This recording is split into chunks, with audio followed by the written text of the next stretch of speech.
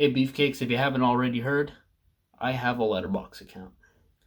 And I've got quite a few ratings. I have almost 1,000. And despite that, I only have 9 half-star ratings. So for this video, I pretty much just want to tell you how I feel about these 9 movies that I hate more than anything in this world. Disclaimer though, I haven't seen 3 of them. And we'll get into that starting now. The first movie I haven't seen that I gave a half star is a movie from the 80s called Playing for Keeps. It was directed by the Weinsteins. So yeah, I gave it a half star. You know, why not? I think they directed an animated film, but I just didn't really rate that for some reason. Next one is The Lion King 2. I'll talk about The Lion King in a second. I am going into The Lion King 2 hating it, especially as a Lion King 2 Simba's Pride connoisseur. I'm a big fan of the sequel. I'm a big fan of Lion King 1.5. So for Barry Jenkins to a guy I really like, I mean, I started watching his miniseries on Amazon, The Underground Railroad. I actually really liked it. I've only seen the first 2 episodes, and I can't wait to finish. But I'm not very happy with The Lion King 2. No matter who directs it, really. So the other one is Birth of a Nation, which revived the KKK. I don't stand that. I don't.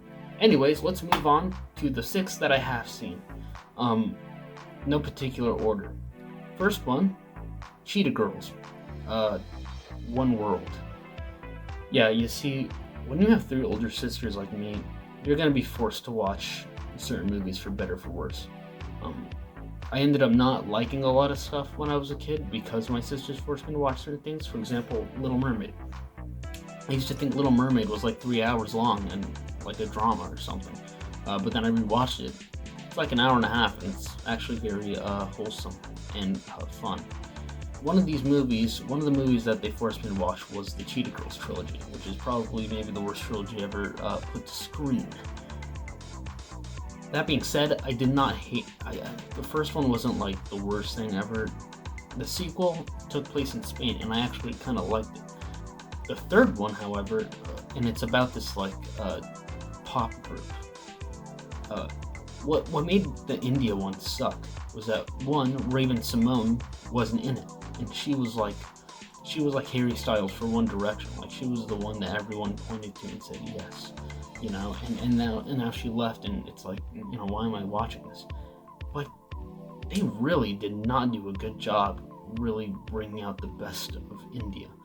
The same way they did with Spain. Spain was a lot of fun, but with India, they were like purple clothes and an elephant. Like that's all, and it was just kind of boring. But at the same time, I haven't seen it in a very long time, so maybe it's not half star bad. But as I recollect, it's quite half star tier. The next movie is Star Wars: Attack of the Clones. So I'm not really a Star Wars guy. I don't really care for the original trilogy, apart from Return of the Jedi, which I think is an absolute blast.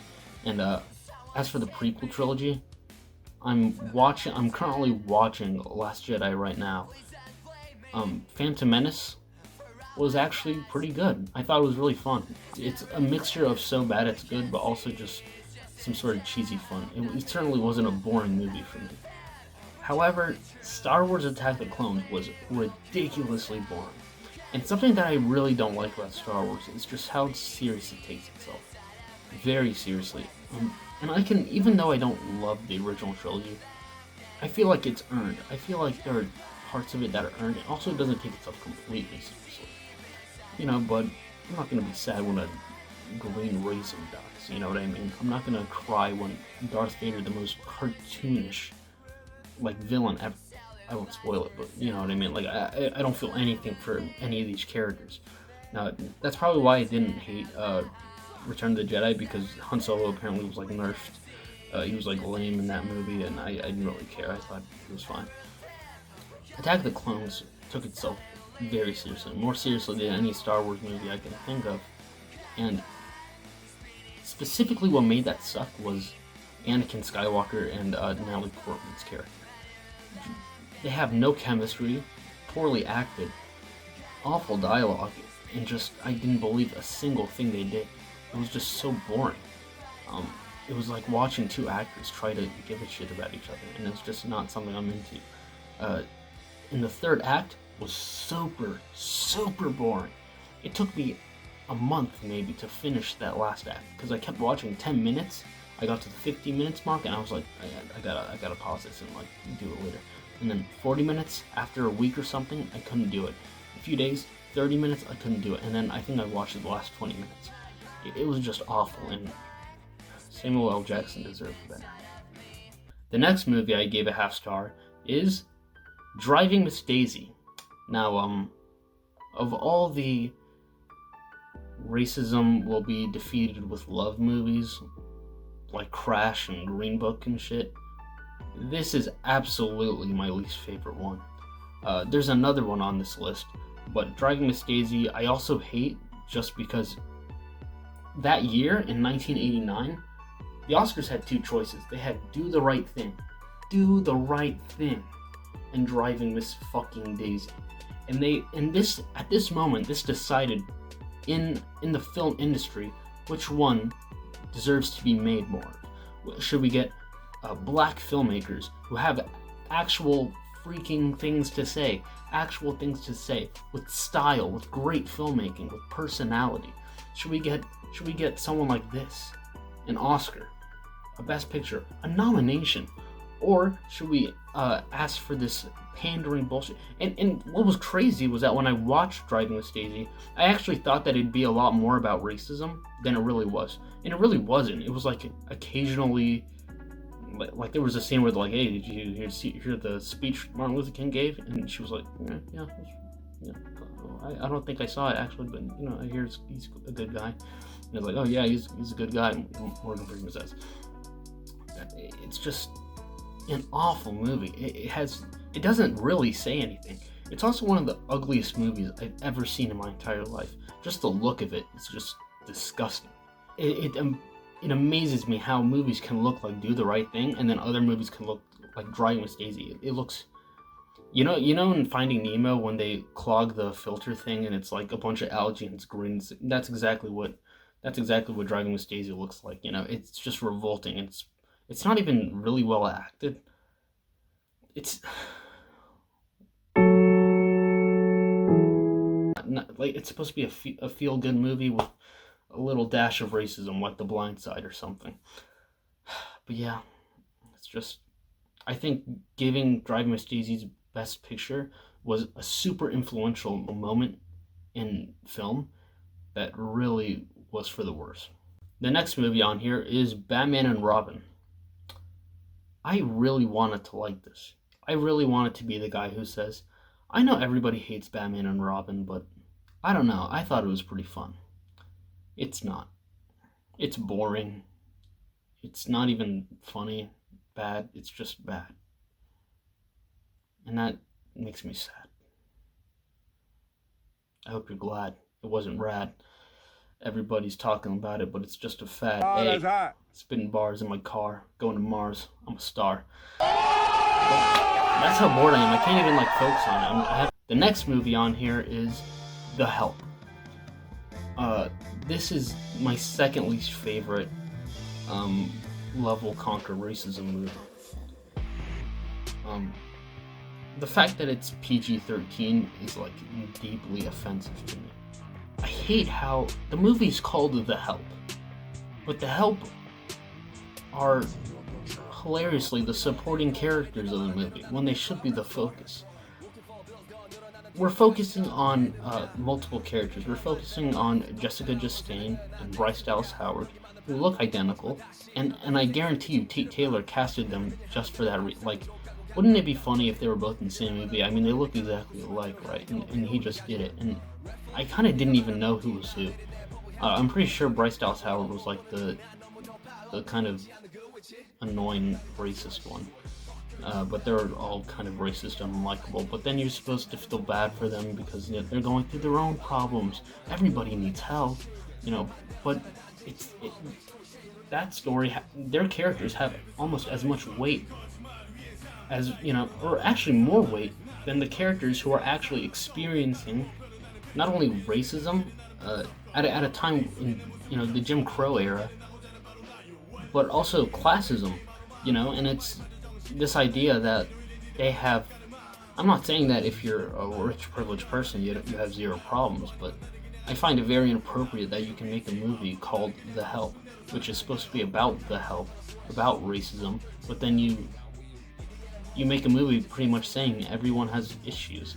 But this isn't right. This isn't accurate. This isn't.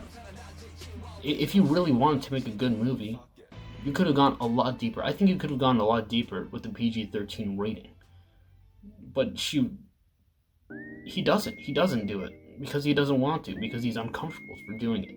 And that's why a guy like him cannot make a movie like this. So if you are a Tate Taylor, stay in your Tate Taylor area. You know, Christ, The Help sucks. And not only is it hard to watch just based on the themes, but I also just hate it based on filmmaking, based on performances. I think it's all awful. It's a slow, sluggish movie. It's such a pain to get through. It was like, it felt like work. I hate watching movies where it feels like work, but it was such a train wreck that I had to finish it so that I can say that I've seen the whole thing and I hate it.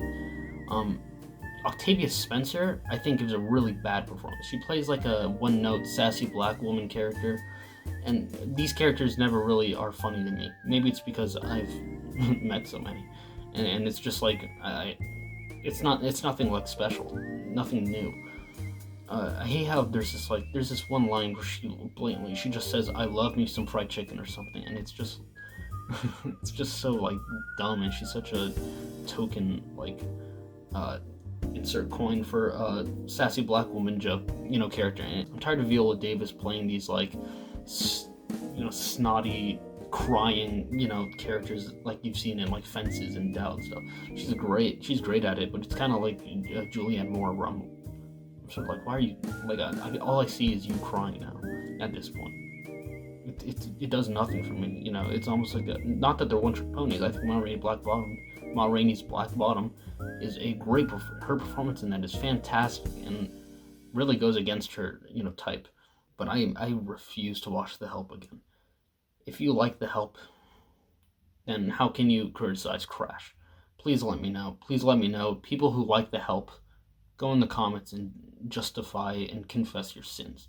The last movie on here is The Lion King, 2019. Just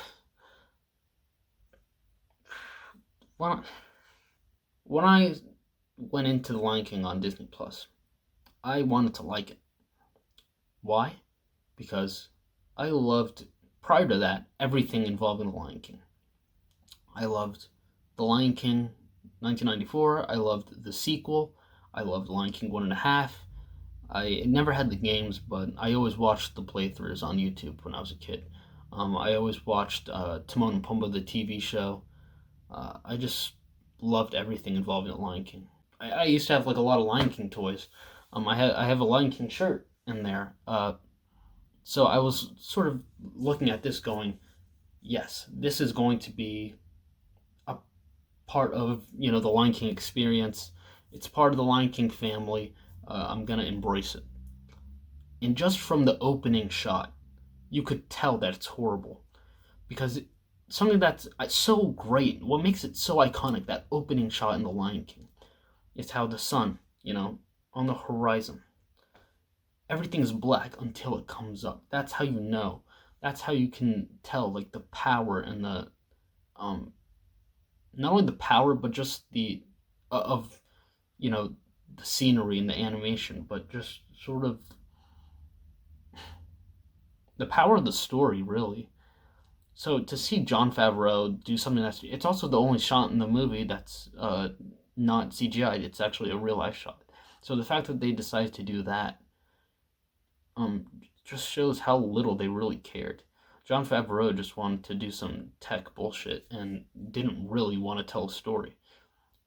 And obviously these remakes aren't for the new generation. It's for the old generation who saw it and are gonna, experience their memories. or film nostalgia. I was so let down. I was so let down that the score was like watered down and nerfed. I was so disappointed with the voice acting. I was so disappointed with the animation. I was disappointed with,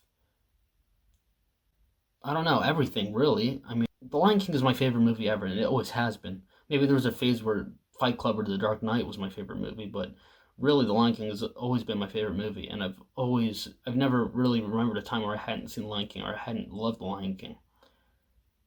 So it was just like Jon Favreau laid me down, opened my mouth, and just took a big shit on it. That part is a little dramatic. Sorry about the graphic imagery, but that's just kind of how it felt. It blows me away how much time how much they rush through such important parts of the movie. Yet the movie is 2 hours long, whereas the original is like an hour and 28 minutes. I hate it. I hate it. I hate it. I don't know how to eloquently like express myself about this movie. It's just I'm it's a sadness. As David Lynch says. Such a sadness. It's easily my least favorite movie ever, and that's the last movie that is on this list.